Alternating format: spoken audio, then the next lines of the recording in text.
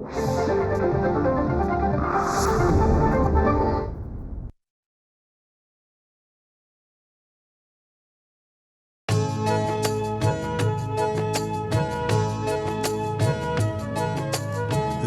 स्पंदन ठेवून नाती नूतन नित्य गुंफते ती.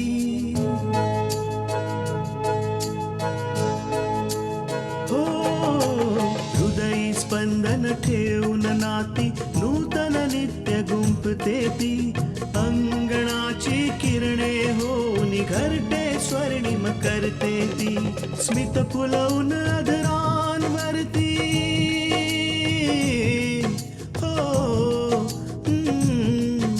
स्मित फुलवून अधरांवरती वेदनेत सुख देते ती.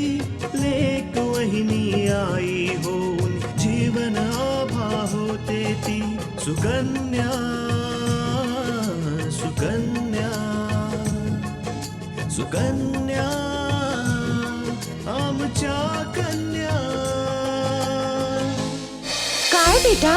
अगं फोनवर सांगून तो आनंद नाही मिळत आई, जो समोरासमोर सांगून मिळतो. काय झालं बेटा? आपण केस जिंकलो आई. आज ज्या प्रकारे तू माझ्या आणि अपूर्वच्या मध्ये संबंध सुधारण्याचा प्रयत्न केलास त्याचे आभार मी शब्दात नाही व्यक्त करू शकणार. हे काम तर मला खूप आधीच करायला हवं होतं. मेनका मला आकांक्षाने सांगितलं की तुझ्यात आणि तुझ्या आईत काय घडलं ते.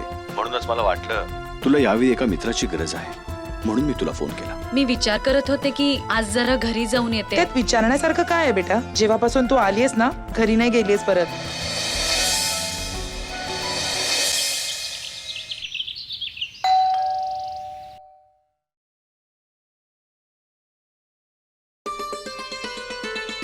सरप्राईज.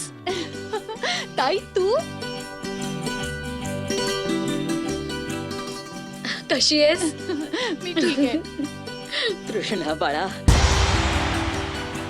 अग दरवाजातच उभी राहणार आहेस की हात पण येणार आहेस? ये आत ये. आजी. तृष्णा बेटा, आज खरंच तू आम्हाला खूप आनंदी केलंस. आम्हा सगळ्यांना तुझी खूप आठवण येत होती. मला पण तुम्हा सर्वांची खूप आठवण येत होती, म्हणून लगेचच तुम्हाला भेटायला निघून आले मी. अच्छा, आम्हाला तर वाटलं जीजू तुला गाडीने सोडून गेले. आजी, आकांक्षा ना खूपच बदमाश झाली. आई बघ हा, तुला बघून आई कशी आश्चर्यचकित होईल आणि आनंदाच्या भरात डोळ्यातून पाणी येईल बघ तिच्या. तृष्णा माझी सोना ग. आई, सुखी राहा.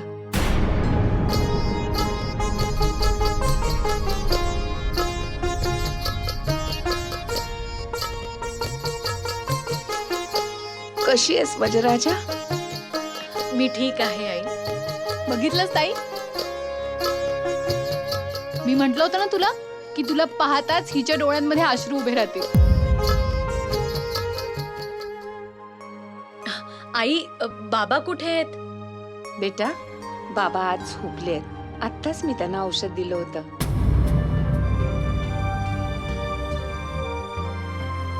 बरं आई, मला मल्लिकाजींच्या शिक्षेबद्दल कळलं आणि हे ऐकून खूप बरं वाटलं की ज्या व्यक्ती दुसऱ्यांचं वाईट करतात ना, त्यांचं देखील परमेश्वर वाईटच करतो.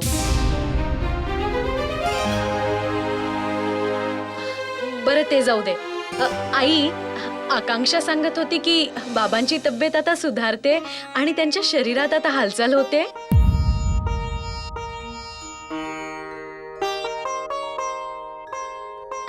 खरं सांगू, ही गोष्ट ऐकून मी खूप खुश आहे, खूप खुश. आता तू बघच आई, बाबा किती लवकर बरे होतात. ते पहिल्यासारखे चालायला फिरायला लागतील. हो बेटा. बेटा, तुझ्या इथे येण्याला घरनं कुणी काही विरोध तर नाही ना केला? नाही आई, आता पूर्वीसारखं काहीच नाही राहिलं. आता आईच नाही तर पूजा पण माझी काळजी घ्यायला लागलीये. बरं झालं की कल्याणी आणि पूजाला देवाने सद्बुद्धी दिली. बरं आई, मला खूप भूक लागलीये, तर तू मला तुझ्या हातचे गरमागरम पराठे खाऊ घालशील ना? का नाही, तुम्ही बोलत बसा, मी आत्ता बनवून आणते. ठीक आहे. चल ताई, आपण मस्त गप्पा मारूया. मला सांग आजी, तुझी तब्येत कशी आहे आता?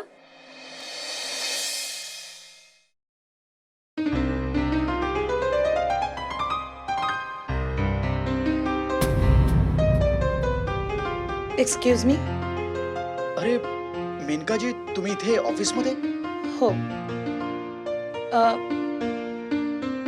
मी मॉमला भेटायला गेले होते, तर तिने सांगितलं की आजपासून या ऑफिसचे हेड तुम्ही आहात. मी? हो, तुम्ही. आणि या कंपनीचे कोणतेही डिसिजन घ्यायला तुम्ही फ्री आहात. पण कुठलेही इम्पॉर्टंट डिसिजन घेण्याआधी तुम्ही मॉमचा सल्ला नक्की घ्या हा. एकंदरीत या कंपनीची सगळी जबाबदारी तुमच्यावर आहे आणि त्यासाठी तुम्हाला सॅलरीही वाढून मिळेल. Thank you so much ma'am. Thank you very much. Thank you मला नाही, मॉमला बोला. माझं काम होतं तुम्हाला सांगणं, जे मी केलंय. आता मी येते. ठीक आहे.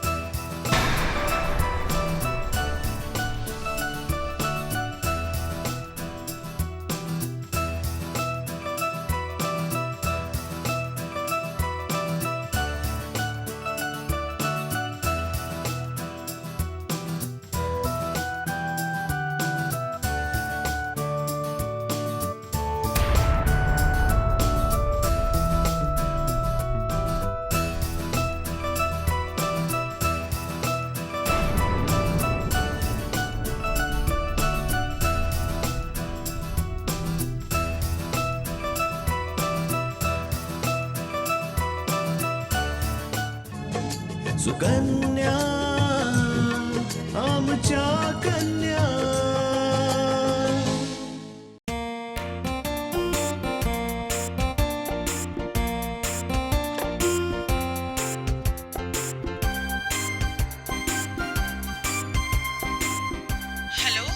हॅलो आई, अपूर्व बोलतो आई. आई, एक खूपच चांगली बातमी आहे तुझ्यासाठी. चांगली बातमी? लवकर सांग बाळा. किती दिवसानंतर तुझा असा आनंदाचा आवाज ऐकायला मिळतोय अपूर्व. आई, तुला माहिती आहे का मल्लिका मॅमने या ऑफिसचं हेड कोणाला बनवलंय? मला बनवलंय आई, मला. आजपासून मी ही कंपनी चालवणार आहे आई, मी चालवणार आहे. खरं बोलतोयस? आणि एवढंच नाही आई, माझी सॅलरी पण वाढवली आहे. हे सगळं तुझ्या ना मेहनतीचं फळ आहे बेटा. नाहीतर एवढ्या लवकर कोणाला अशी जागा मिळते? अपूर्व, आनंदाच्या भरात हे विसरून जाऊ नकोस. तृष्णाला आणायला जायचंय तिच्या घरी. हो हो आई, मी तिला घ्यायला जाणार आहे. अच्छा ठीक आहे बेटा, बाकीच्या गोष्टी घरी आल्यावर बोलूया आपण. चालेल आई, मी फोन ठेवतो.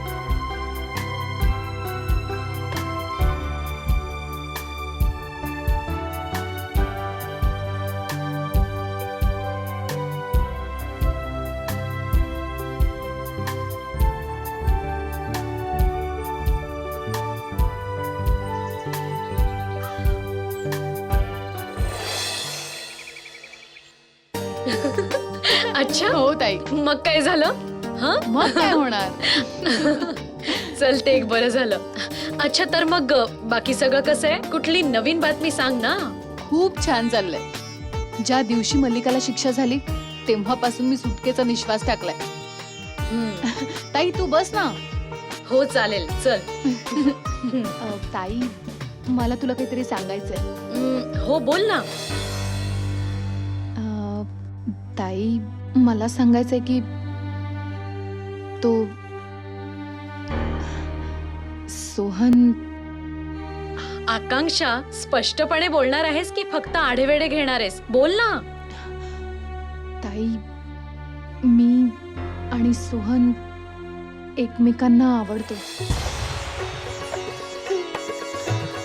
खरंच?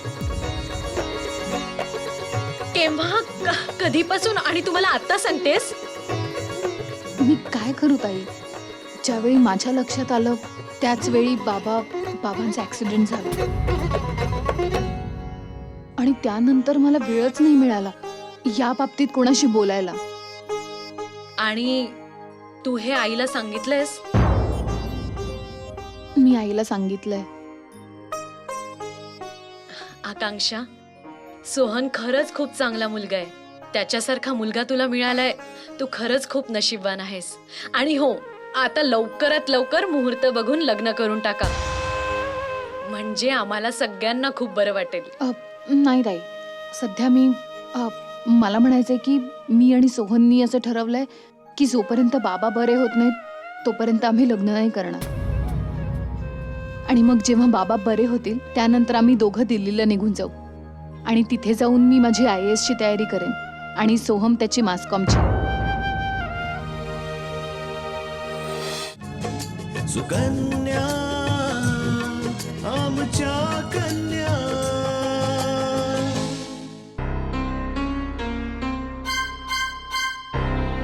आहा, मॅडमने तर आपले निर्णय स्वतःच घेतलेत.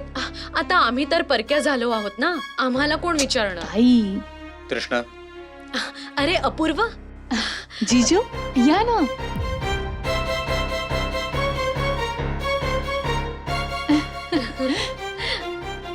बसा ना.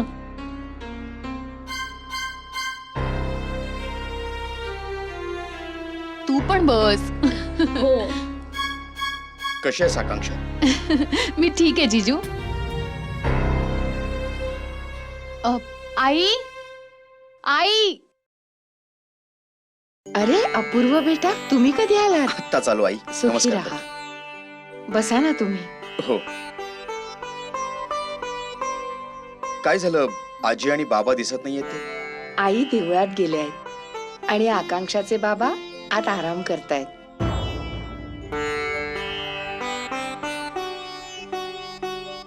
आई, मला समजत नाहीये की तुझी माफी कशी मागू. आई, मागच्या वेळी जसा मी तृष्णासोबत वागलोय त्यासाठी मला तुझी माफी मागायची.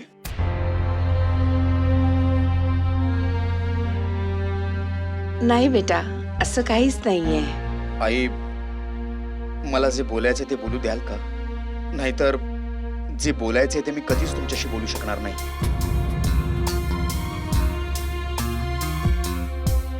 मागच्या वेळी मी जे तृष्णासोबत वागलोय त्यासाठी मला खरंच स्वतःची लाज वाटते आणि मला माहिती आहे त्यासाठी तृष्णालाच नाही तर तुम्हा सर्वांना देखील खूप त्रास झाला त्याचा. पण आई, स्वतःचा मुलगा समजून माफ कराल ना? मी तुम्हाला वचन देतो की यापुढे तृषांसोबत मी कधीच नाही वागणार. तिला कुठलाच त्रास नाही होणार माझ्याकडून. आता मी काही बोलू? बेटा, आमची तुझ्याबद्दल काहीच तक्रार नाहीये.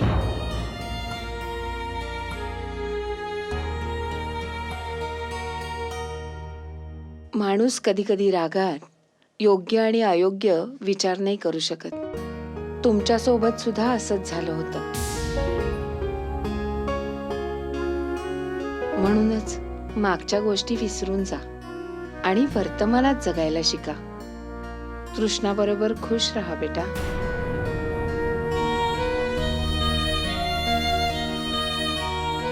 तसंही आई, तृष्णा माझ्यासाठी खूपच लकी आहे.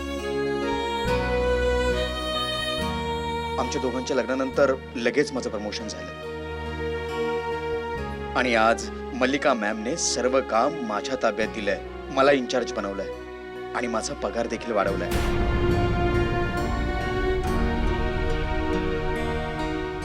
क्या बात है, हे तर खूपच छान आहे बेटा.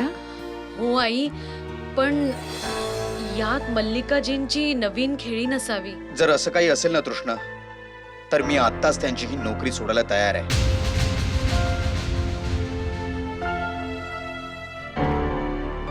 पण मी तुला एक वचन देतो, आता आपल्या दोघांमध्ये अजिबात कटुता येऊ देणार नाही मी.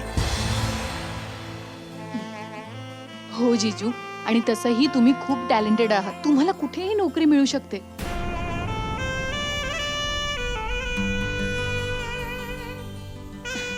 अच्छा जीजू, आता तुम्हाला मिळालेल्या प्रमोशनच्या आनंदात आपण सगळे एकत्र जेवूयात. नाही नाही, आज तर नाही. आज आईने खास तृष्णाच्या आवडीचं घरी जेवण बनवलंय, त्यामुळे घरी तर जावंच लागेल. बेटा, जेवण नाही तर निदान नाश्ता तरी करून जा. आई, पुन्हा कधीतरी खरंच मी वेळात वेळ काढून येईन आणि तुमच्या हातचं जेवेन. आज नाही. चल निघूया ना तृष्णा. हो. येतो गाई. सुखी राहा. सुखी राहा माझा राजा. मी येते आई. ठीक आहे. आकांक्षा, स्वतःची काळजी घे आणि मला दरवेळी नवीन नवीन बातम्या सांग. हं, समजलं? निघूया. येते. ही कोणत्या नवीन बातमीबद्दल बोलत होती? काही नाही आई, आई अशीच मस्करी करत होती.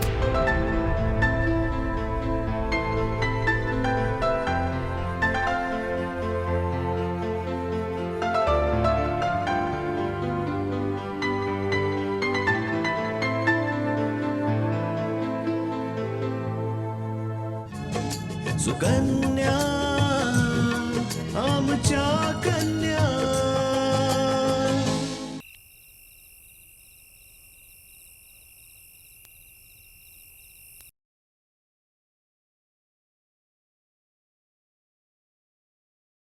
आई, आई तुला असं नाही वाटत की ती तृष्णा जरा जास्तच उडते?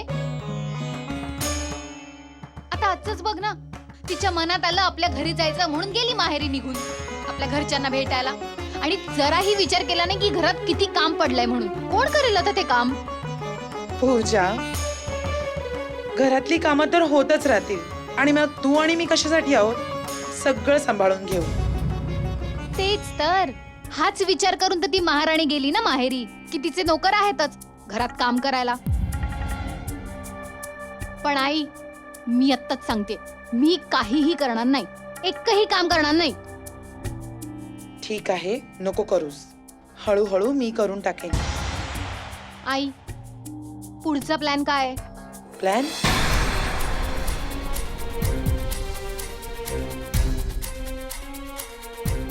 कोणता प्लॅन? आई, विसरलीस का तू? अगं तूच शपथ घेतली होतीस की जोपर्यंत तू वहिनीला या घरातनं हकलत नाहीस तोपर्यंत स्वस्थ बसणार नाहीस. त्याबद्दलच विचारते आई, यासाठीच तुझ्याकडे कोणता तरी प्लॅन असेलच ना? पूजा, मला पण तुझ्याशी त्याच संबंधी बोलायचं होतं.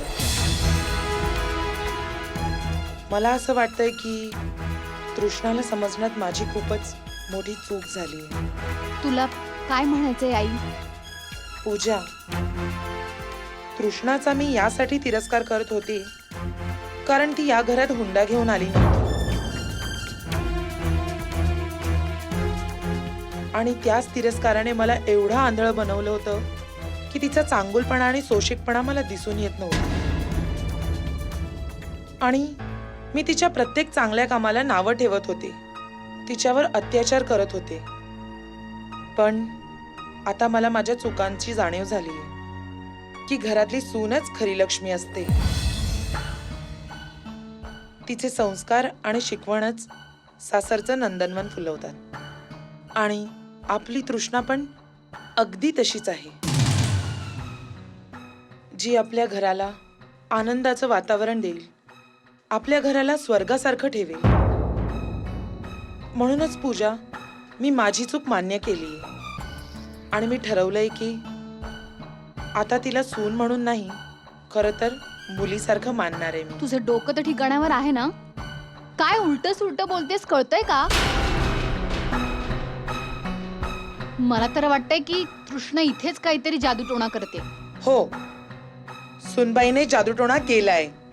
आपल्या प्रेमाने, आपल्या खरेपणाने, आपल्या त्यागाने आणि आपल्या खऱ्या निष्ठेने. नाही आहे, गोष्ट काहीतरी वेगळी आहे.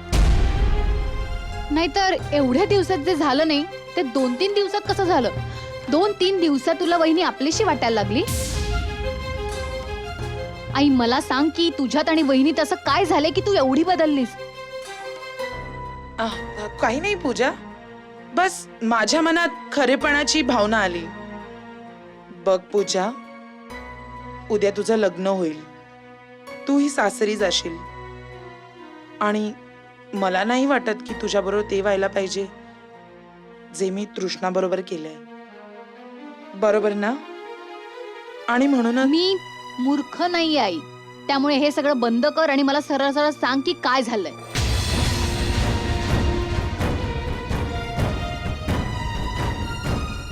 ओ म्हणजे पैसे चोरण्याच्या इन्सिडेंट वरनं वहिनी तुला ब्लॅकमेल तर करत नाहीये ना? नाही नाही, असं नाही होऊ शकत. जर असं असतं तर तू ऍटलीस्ट मला सांगितलं असतंस.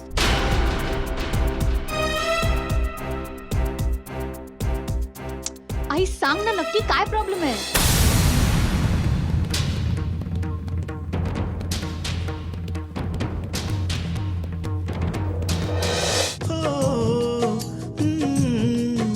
स्मित फुलवून आदरांवरती वेदनेत सुख देते ती लेक वहिनी आई होऊन जीवन आभा होते ती.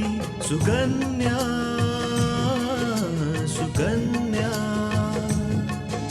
सुकन्या आमच्या कन्या.